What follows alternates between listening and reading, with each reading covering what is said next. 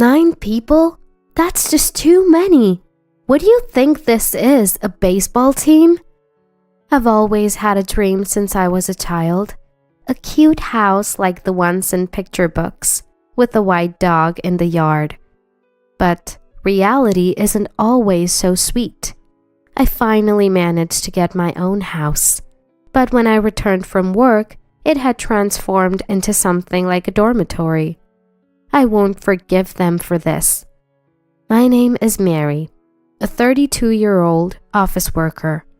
I've been focused on my career, but since my late 20s, my friends started getting married one after another. There were months when wedding gifts really added up to my expenses. Feeling a mysterious urgency, I started trying my hand at dating.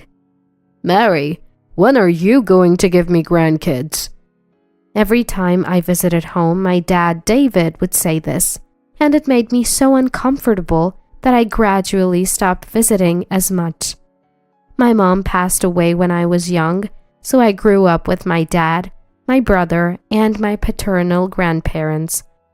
My brother married early and built a house near our childhood home. He has 2 daughters, my adorable nieces. I've got cute nieces at my brother's place. Isn't that enough for you? But you, Mary. We always ended up arguing about it. Then, after a while, my dad was involved in a traffic accident. By the time I got to the hospital, he was in a very bad state. My energetic father quietly passed away while my brother's family and I watched over him. Dad, I had someone I wanted you to meet. Actually, at that time I had a boyfriend, introduced to me by a friend. He had just proposed, and we'd decided to marry. He was a bit of a show-off, but a kind man. His name was Richard.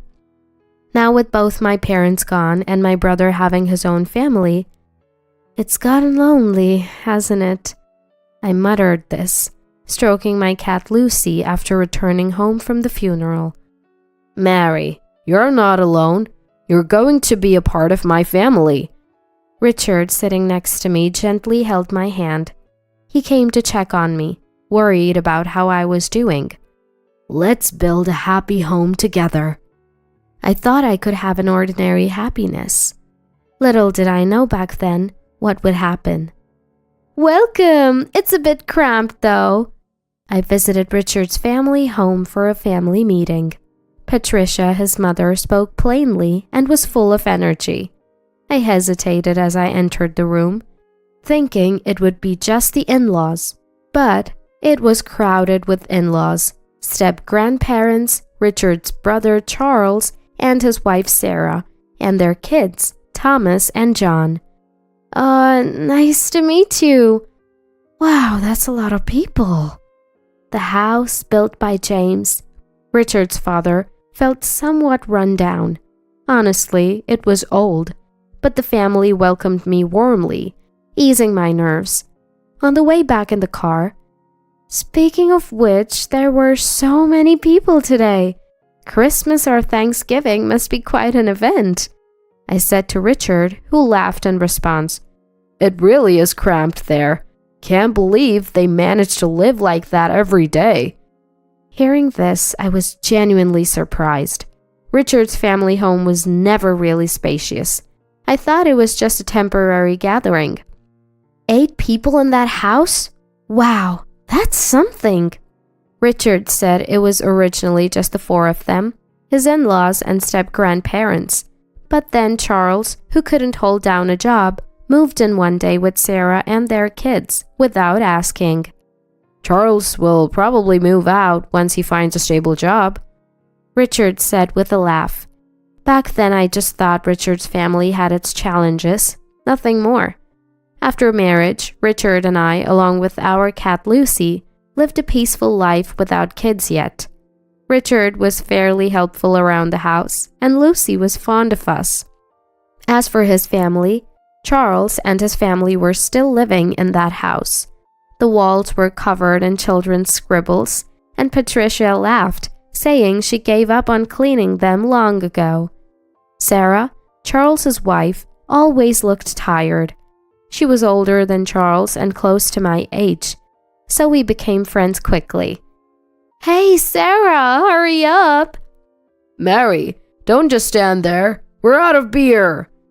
Whenever I visited, it seemed like Sarah and I were the only ones not sitting down. We were constantly busy, and I wondered if this was our fate. But the thought of Sarah doing this every day was honestly frightening. Sarah worked full-time, filling in for Charles, who hardly worked. I hesitated to ask, but finally did. "Have you ever thought about leaving him?" "I've heard that before." "Well, it's tough as it is, but we have kids, and he used to be so kind." I couldn't see any good in Charles, but I guess they had their reasons. That's what I thought. It was around this time. "How about we build our own house?" Richard suddenly suggested. I was surprised, but also happy. Actually, I've had a small dream since I was little. I'd always dreamed of living in a quaint house like those in storybooks, with a white dog in the yard. I have a white dog in the garden. I'd never told anyone, but when I shared this dream with Richard, a bit shyly. "That sounds great," he said. We spent our free days visiting model homes, choosing a housemaker, and a year later, our dream home was completed. "We've got to make sure we keep up with the mortgage," Richard said. "Absolutely," I replied with a smile. On the first weekend after moving in, Richard's family came over for a housewarming party. "Here, Joseph, hand over the gift. We're coming in." "Oh, what a lovely house!" Patricia seemed quite pleased, as if it was her own home. I smiled politely. "Look, it's a celebration!" And then Joseph handed me 2 cans of beer, looking like he'd just bought them. I mean, seriously?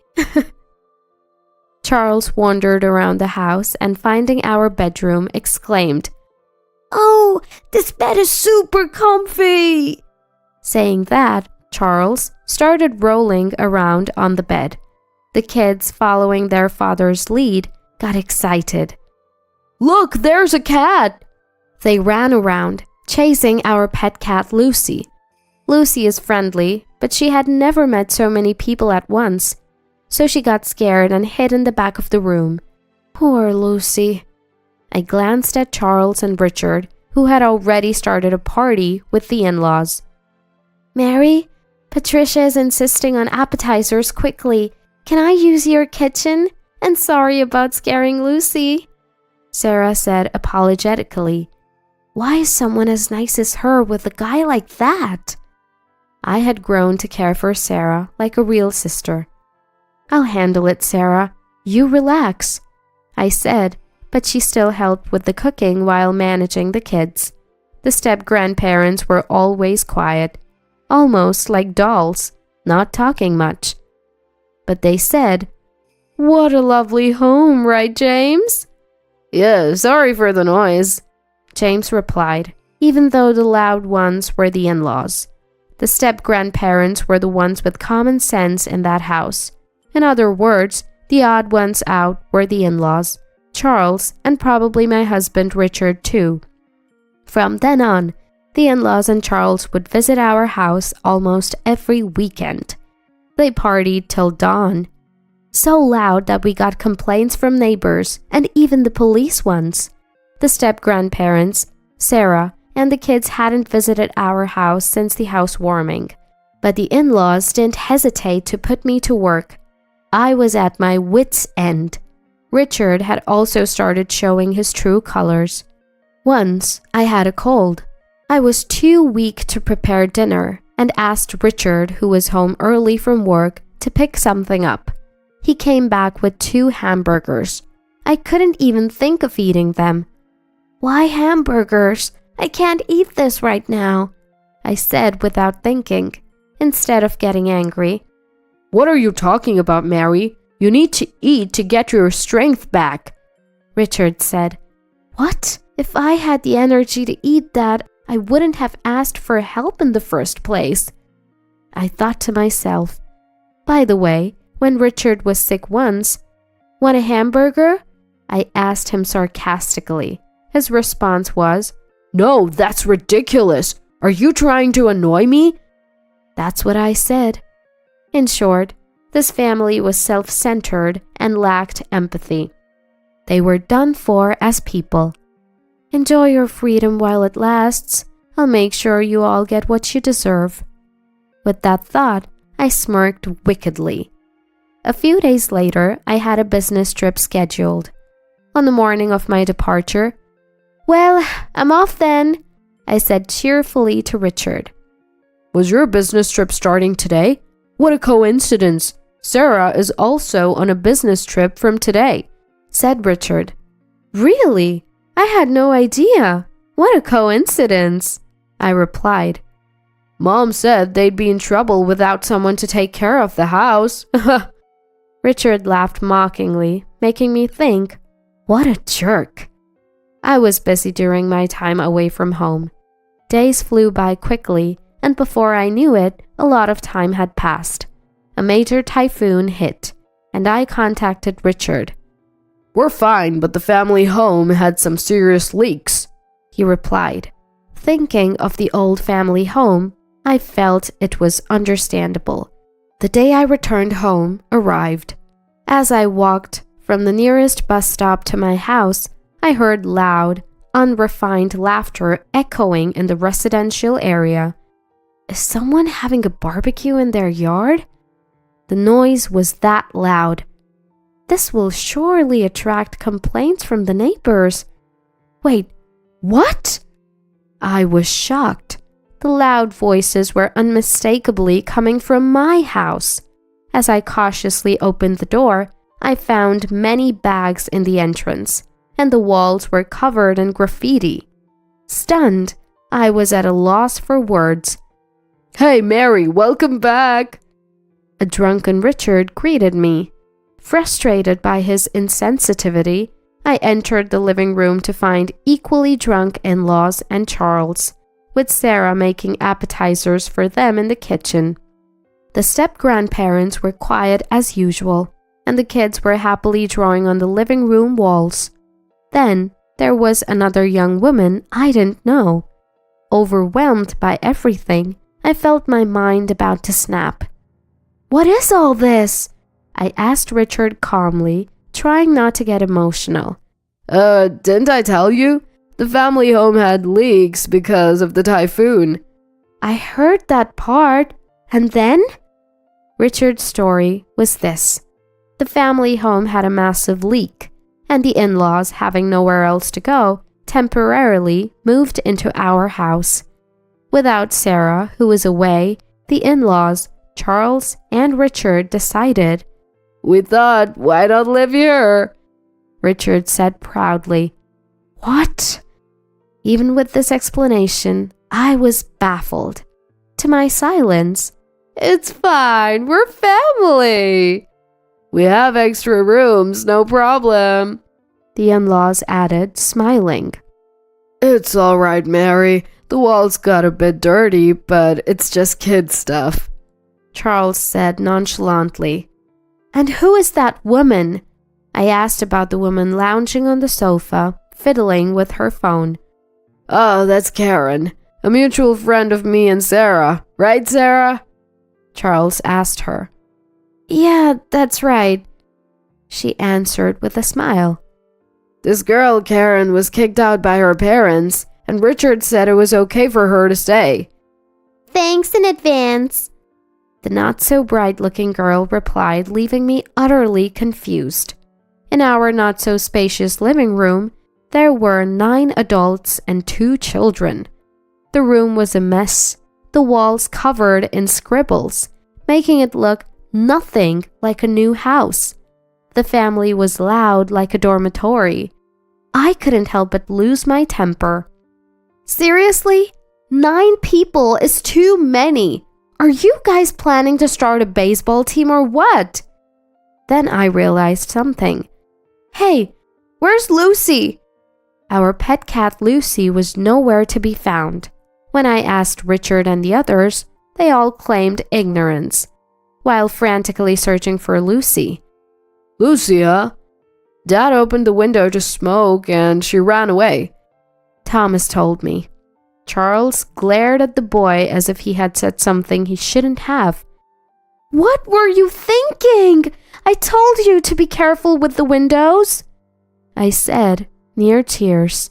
Richard, looking annoyed, said, Oh, come on. It's just a cat. We can get another one. What's with you? If you're unhappy, we can just get divorced, you know. He said it with such a disdainful face. You just said divorce? I asked. Yeah, I did. I might consider not doing it if you apologize to us. Richard, along with the in-laws and Charles, seemed confident that I wouldn't go through with a divorce. I replied, Oh, really?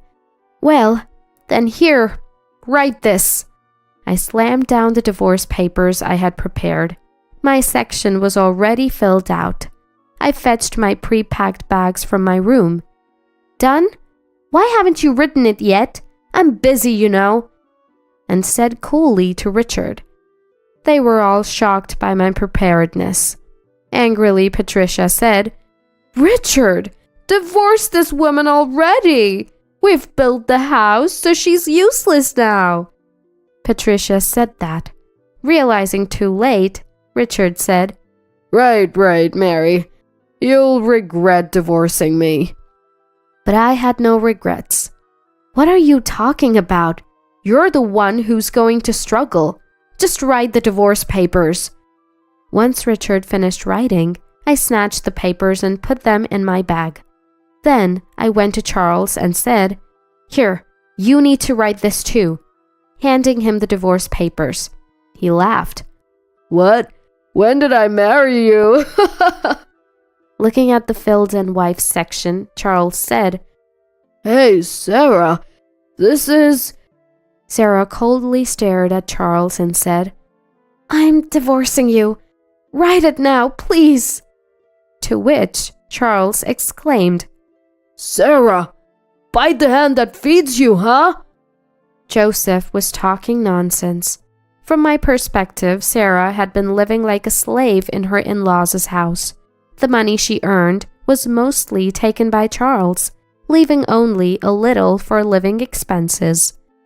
The money let Charles do whatever he wanted, and the not-so-bright girl in front of me, she was Charles's mistress. Mary, I think my husband is cheating on me. Sarah had confided in me just before Richard suggested building a house. Sarah had been enduring it all for the sake of her children. But recently, Charles had even started selling Sarah's belongings and the kids' toys for his own gain. She had reached her limit. Then Sarah told me a story. After hearing Sarah's story, I was furious. From that day, Sarah and I started planning our divorces. Sarah gathered thorough evidence of the affair. Her recent business trip was a lie. We met halfway to look for a new place to live. Like me, Sarah's parents had passed away, and she had no relatives to turn to. However, a close friend offered her a job at their shop in another state. It was a good location, and our preparations went smoothly. All that was left was to present the divorce papers. I want to get some people out of that hellish house. Sarah had made up her mind and was incredibly strong. She had a strong core, but had been used by her in-laws like she was brainwashed. Thinking it would look suspicious to return together, Sarah went back first. She soon contacted me, informing me about the takeover of my house and Charles's brazen mistress moving in. All our conversations and actions until then were a performance. Knowing what was going on, I told Sarah, We're not living in that house anymore. Let the kids draw on the walls all they want. That's what I told him. Charles, thinking he could now openly live with his mistress, happily signed the divorce papers. Let's go, Sarah. James and everyone, it's time to leave. The step-grandparents stood up and followed Sarah and her children to the door. Living with people like you, I had given up on life, but Sarah opened my eyes. Do as you please now, James said, glaring at the family, and left with his great-grandchildren. The in-laws had been taking money from the step-grandparents as pensions. They were truly awful people. Well then, take care, we said as we left like a storm. You'll regret this.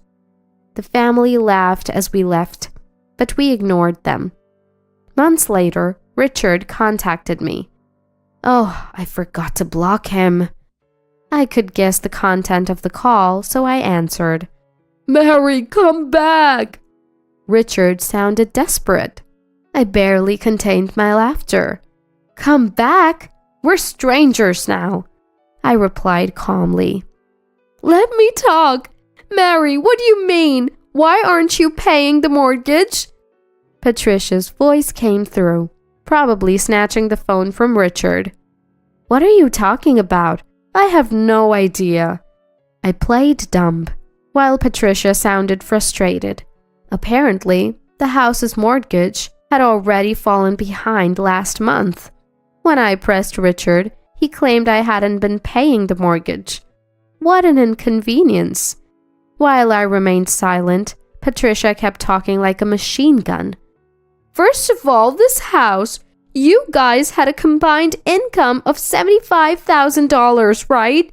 We could have built a better house. We built this as a new home, but it's not what we expected. Originally, they had planned to take over the house. Sarah had informed me of their discussions. Yes, that's true. But with Richard's $30,000 salary, the bank wouldn't lend us more. If we had taken a joint mortgage, maybe we could have gotten a better house. Hearing this, Richard, you lied! I could hear Richard and Patricia arguing on the phone. I ignored them, ended the call, and finally blocked his number. Richard had a pretentious personality. Richard always wanted to impress others, especially outside his family. When he suggested building a house, I already had divorce in mind. I told him, a friend's husband got a mortgage on his own. How cool is that? I heard these stories like a spell. Richard, wanting to show off, opted for a solo mortgage. I had to hold back my laughter.